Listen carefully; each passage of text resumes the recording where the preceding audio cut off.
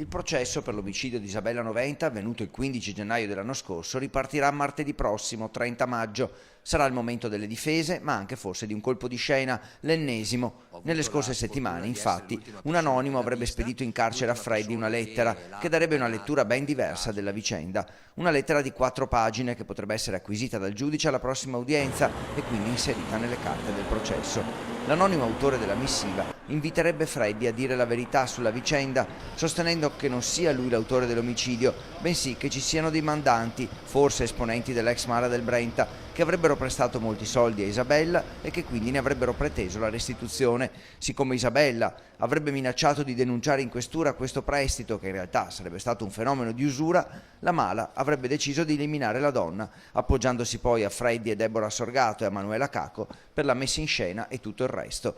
Difficile che il PM Giorgio Falcone, che ha chiesto l'ergastolo per Freddy e Deborah e 16 anni di reclusione per la Cacco, accetti questa versione. Intanto, secondo il nuovo calendario delle udienze, la sentenza è slittata in avanti e dovrebbe essere pronunciata attorno alla fine di luglio.